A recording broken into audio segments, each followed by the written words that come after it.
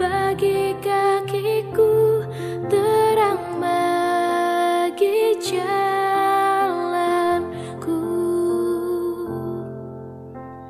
Waktu ku bimbang dan hilang jalanku, tetaplah kau di sisiku.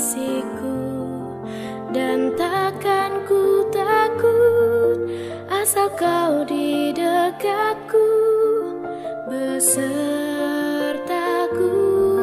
selamanya.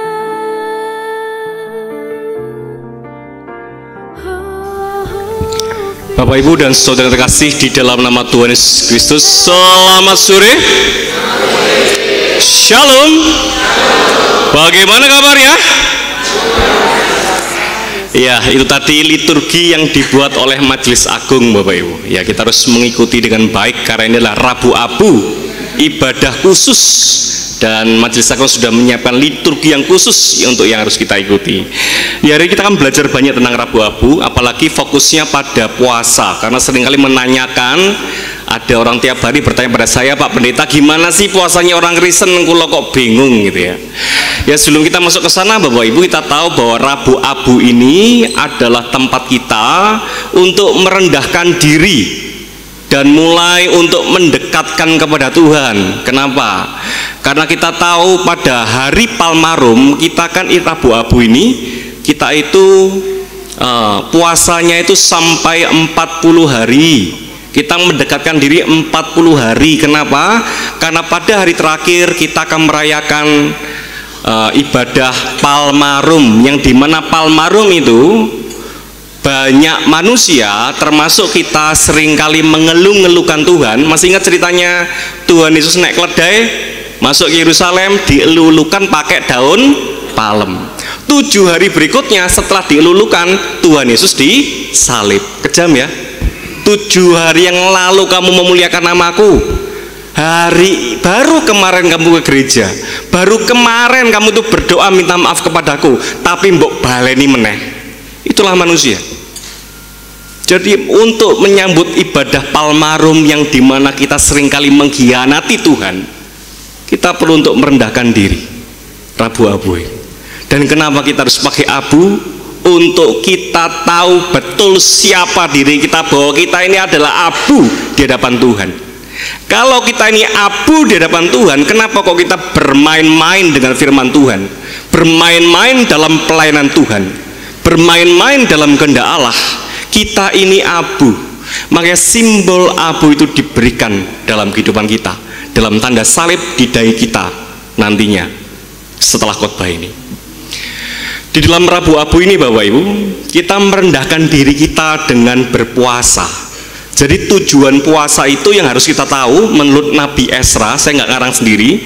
Dalam kitab Esra pada pasalnya yang ke-8 ayat 21, aku memaklumkan puasa supaya aku merendahkan diri di hadapan Allah, memohon kepadanya jalan yang aman bagi kami, anak-anak kami, dan segala harta benda kami. Jadi puasa itu adalah tempat kita merendahkan diri dan mencari jalan Tuhan, bukan memaksakan diri. Banyak kan orang Kristen, aku besok mau kerja supaya diterima, aku tak puasa. Puasa supaya untuk diterima kerja. Puasa bukan untuk itu. Puasa itu bukan untuk memaksakan diri atau memaksakan jalan saya, tapi merendahkan diri saya pakai jalan dari Tuhan. Dini besok saya keterima, saya tidak keterima, saya percaya itu rancangan dari Tuhan dan itu yang terbaik. Jadi jangan gunakan puasa dengan salah kaprah untuk memaksakan keinginan dan jalan kita kepada Tuhan. Terbalik, Bapak Ibu. Kita bukan orang non-Kristen, kita adalah orang Kristen. Kita berpuasa bukan untuk menebus dosa, kita berpuasa bukan hanya untuk masuk dalam kerajaan surga, tidak, merendahkan diri dan untuk mencari jalan Tuhan.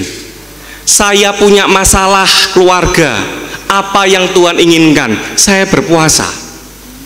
Saya punya sesuatu keinginan tapi tidak pernah terkabul, membuat hati saya kecewa, membuat hati saya tuh menjadi gaduh. Saya berpuasa, karena dengan berpuasa saya merendahkan diri saya, dan kehendak Allah itu yang paling utama. Kita semakin mendekat kepada Tuhan. Oke, itu tujuannya Bapak Ibu. Nah, orang Yahudi melakukannya dengan sangat luar biasa lagi. Mereka tidak makan, tidak minum. Lalu pada pasal yang kelima, mereka itu membentangkan kain karung, dikasih abu, tiap hari tidur di situ. Jadi kalau kita ini kan cuma sekali penoran abunya di dahi, tapi kalau orang Yahudi tidur di tempat tidur yang isinya abu, Bapak Ibu. Tapi sama Tuhan tidak diindahkan puasa seperti itu. Jadi sudah orang Yahudi itu nggak makan, nggak minum, terus sudah tidur di tempat yang abu, banyak abunya. Orang Yahudi itu bingung, Tuhan kenapa sih kamu tidak mengindahkan puasa kami? Kok kayaknya kamu diam? Rupanya Bapak Ibu, puasa tidak makan, tidak minum, pemberian abu dan segala macamnya itu tidak berarti bagi Tuhan. Kenapa? Pada pasal ketiga dikatakan, dikatakan bahwa mengapa kami merendahkan diri dan engkau tidak mengindahkannya juga? Apa yang membuat puasa kita tidak diterima Tuhan Bapak Ibu? Yaitu sesungguhnya pada hari puasamu engkau masih tetap mengurusi urusanmu. Ayat ketiga. Dan kamu mendesak semua buruhmu. Urusanmu ya sekaligus dengan pekerjaan Bapak Ibu. Kan banyak orang Kristen mengatakan pelayanan kan tidak harus di gereja, di keluarga juga pelayanan, di pekerjaan juga pelayanan, kan sering begitu ya. Akhirnya apa yang terjadi? Gereja ditinggalkan, lingkungan ditinggalkan, bahkan keluarga ditinggalkan, karena mindsetnya adalah aku di kerjaan juga cukup, ini pelayanan. Tidak Bapak Ibu. Efesus 2 ayat 8-10 mengatakan kita itu diciptakan untuk melakukan pekerjaan yang baik. Melakukan pekerjaan yang baik itu bukan hanya di keluarga, pekerjaan, gereja, atau lingkungan, tapi semua 4 dimensi ini Bapak itu pekerjaan yang baik. Itu pelayanan kita. Jadi kalau dalam pelayanan hidup kita Bapak Ibu, kita tidak bisa memilih, aku gak nang gereja wes, aku nang keluarga wae. Tidak bisa Bapak Ibu. Pekerjaan yang baik itu 4 dimensi: gereja, keluarga, pekerjaan, dan masyarakat. Orang Yahudi Bapak Ibu, mereka nggak makan, nggak minum, berdoa dia, tetapi tetap ngurusi urusannya sendiri. Ya sudah, dia ngurus aja, dia mikir yang dipikirannya urusannya sendiri. Nah ini bermasalah. Dia tetap kerja untuk kebutuhan keluarganya, tidak pernah berbagi, tidak pernah persembahan, tidak pernah untuk bisa memberikan pada orang yang tidak mampu. Dan yang di dalam pikirannya adalah keinginannya sendiri Bapak Ibu. Dan yang kedua Bapak Ibu, yang membuat Tuhan menolak puasa kita adalah bukan hanya ketika kita itu ngurusin urusan kita sendiri, tapi juga ketika sesungguhnya kamu berpuasa sambil berbantah dan berkelahi. Ayat keempat, serta memukul dengan tinju dengan semena-mena, dengan cara berpuasa seperti inikah suaramu tidak akan didengar di tempat yang paling tinggi. Loh Pak Pendeta, saya puasa tapi saya nggak pernah berkelahi kok, saya nggak pernah namanya berantem, tinju-tinjuan nggak pernah. Ingat Bapak Ibu, Tuhan itu tidak hanya melihat perbuatan saja, tapi Dia melihat dalamnya hati kita. Kita boleh membohongi orang lain, shalom, selamat hari Minggu, padahal hati kita mengatakan wong iki meneh lapo sih teko ning kene. Hati kita begitu kan, lapo sih wong iki lu nggodek sebelahku kan gitu. Tapi kalau kita dengan orang ini, bagaimana kabarnya Pak, shalom, selamat pagi, monggo mriki pinara. Lihat ya, Tuhan itu tidak melihat perbuatannya, tapi Dia juga melihat dalamnya hati kita. Kita memang tidak berantem Bapak Ibu, kita memang tidak tinju-tinjuan secara fisik, tapi ingat, kepahitan hati kita membuat kita tidak bisa berpuasa di hadapan Tuhan. Makanya eman, kalau kita gampang tersinggung, gampang pahit hati, gampang menyimpan dendam, eman Bapak Ibu, kita tidak akan bisa puasa. Padahal kita mengatakan Petrus itu ngusir setan Bapak Ibu, setannya nggak bisa keluar, marah-marah ke Tuhan. Tuhan ngomong, Petrus, jenis seperti ini tidak bisa diusir dengan doa saja, tapi juga harus dengan berpuasa. Ada setan yang bisa diusir dengan puasa. Hanya ada masalah yang hanya bisa diusir dengan puasa. Celakalah kita kalau gampang pahit hati, kita tidak bisa puasa. Berarti ada beberapa masalah dalam kehidupan kita yang tidak kita bisa selesaikan tanpa berpuasa. Mulailah jaga hati, jangan gontok-gontokan di dalam hati. Kita boleh membohongi Tuhan, tapi tidak untuk kita boleh membohongi manusia, tapi tidak untuk Tuhan. Dan berikutnya Bapak Ibu, ya itulah. Jadi kita seringkali mengurus urusan kita sendiri, dan yang kedua adalah hati kita tidak damai begitu ya, ada kepahitan. Itu yang membuat akhirnya puasa kita ditolak. Dan ngurusi urusan sendiri bukan hanya berkaitan dengan waktu saja, tetapi juga masalah doa. Ingat pada ayat yang pada ayat yang ke-10, apabila engkau menyerahkan kepada orang lapar apa yang kau inginkan. Jadi apa yang kita inginkan itu diserahkan pada orang lain yang lapar. Di dalam masa 40 hari ini Bapak Ibu, gunakanlah doa kita tidak hanya untuk urusan kita sendiri. Doakan orang lain. Kan kita tahu firman Tuhan, doa orang benar besar kuasanya. Kita itu punya senjata yang luar biasa. Kenapa senjata yang hebat itu hanya untuk digunakan untuk keluarga kita saja dan kebutuhan kita? Harusnya kita berempati pada orang lain. Makanya orang Kristen itu tidak bisa hidup sendiri. Orang Kristen itu orang yang sosial. Karena apa? Orang Kristen itu harus kepo dengan masalah orang. Kenapa?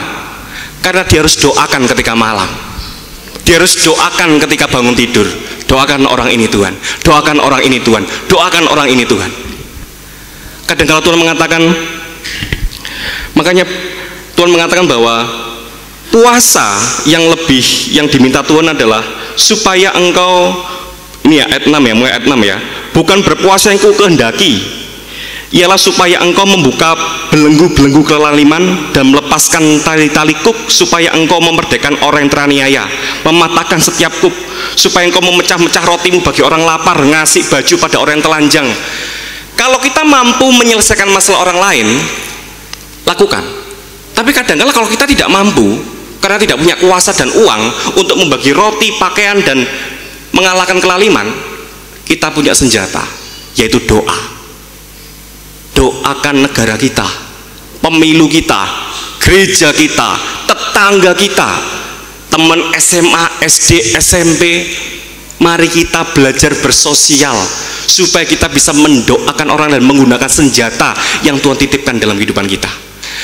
Ada pengemis lewat, kita nggak tahu namanya, tapi kita pulang, Tuhan, pengemis yang tadi itu loh, yang ketemu di lampu merah, saya berdoa untuk dia Tuhan, berkati ekonominya, kesehatannya. Iya, kita doakan Bapak Ibu.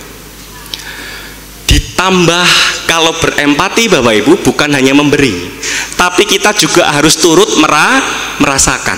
Itulah yang namanya solidaritas. Makanya ada puasa pantang, tidak makan dan tidak minum.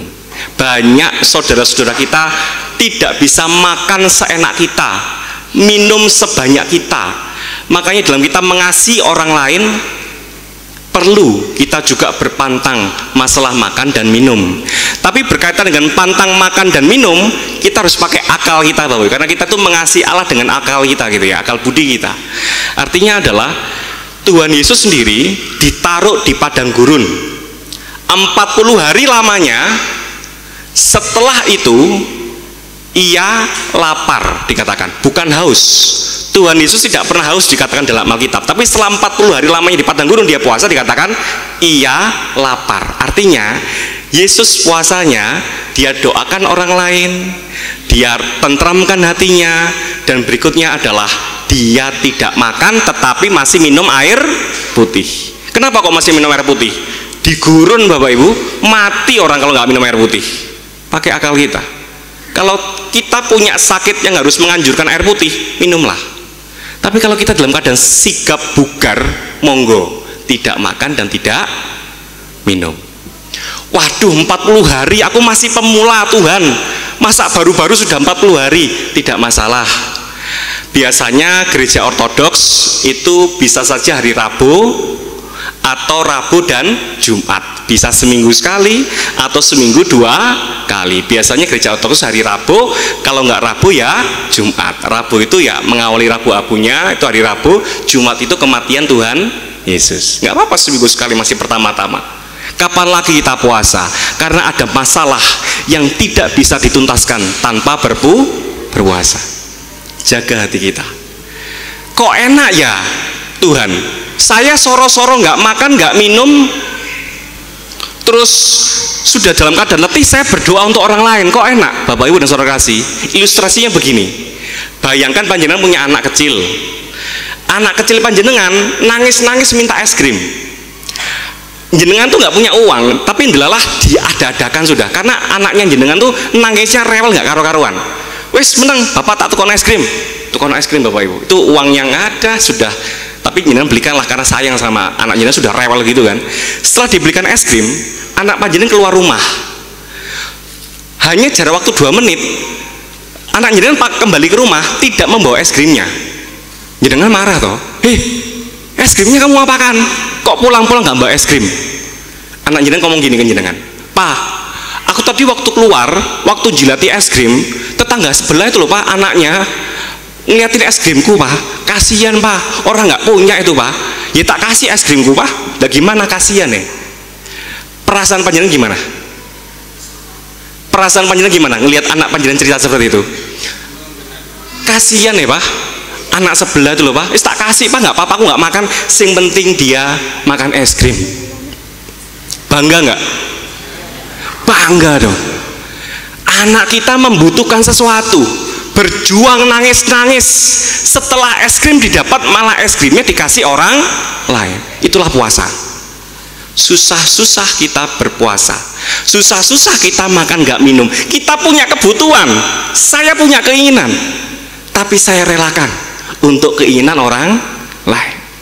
Bangganya Tuhan sama bangganya dengan jenengan ketika punya anak seperti itu. Jangan merasa rugi mendoakan orang lain, karena kita tahu ketika kita ngurusi orang lain, Tuhan mengurusi kehidupan rumah tangga saya. Ada amin? Terus jamnya Pak Pendeta terserah, mau jam 6 pagi sampai jam 11 pagi ya monggo, mau jam 6 pagi sampai jam 10 pagi ya monggo. Semakin besar jamnya semakin bagus. Diawali dengan doa pembuka dan doa penutup. Takarannya gimana? Saya lagi sakit Pak Pendeta, nggak masalah, yang penting kan kita tahu tentang solidaritas, ya tinggal dikurangi saja nggak apa-apa. Tapi kalau dalam keadaan sakit nggak perlu nggak makan nggak minum, karena puasa yang dikendaki Tuhan adalah nek ono orang lapar mbok kayak ono roti, nek ono ada orang telanjang mbok kasih pakaian, mbok ya hatinya itu loh, jangan tukaran ya. Bu ya ojo ngurusi dirimu sendiri, usi orang lain, yaitu puasa Bapak Ibu. Dan kita lebih dalam lagi untuk tidak makan dan minum hanya untuk solidaritas. Oh iya koncoku reso mangan, oh iya koncoku reso ngombe. Bu yo ketika dalam keadaan begitu ya jangan memberikan foto-foto yang makan di luar negeri cek makan di Joglo cek, padahal koncone ya dalam keadaan pengen gitu ya. Makanya Bapak Ibu, marilah saat ini dalam masa-masa 40 hari ini kita rendahkan diri kita. Tuhan, saya orang berdosa, saya mau belajar mendekat kepadamu, dan saya berusaha untuk menata hati ini. Pak, saya sudah berusaha Pak Pendeta waktu puasa, delalah wong iku lho Pak teko ning omahku Pak, jadi batal posoku Pak, hatiku itu ngeremeng gak karu-karuan. Gak apa-apa Bapak Ibu, yang penting ketika panjenengan melakukan sebuah pergolakan hati mungkin kepahitan, langsung saja melakukan pertobatan. Tuhan, hati saya tadi masih nggak suka sama ini, sama bojoku itu loh, sama anakku kemarin datang, hatiku lagi nggak serak lihat dia. Maafkan saya ya Tuhan, ngakui aja dosa, lanjutkan puasanya. Tidak ada puasa yang batal kecuali kita minta pengampunan. Tuhan Yesus menyertai panjenengan, amin. Firman-Mu pelita bagi kakiku.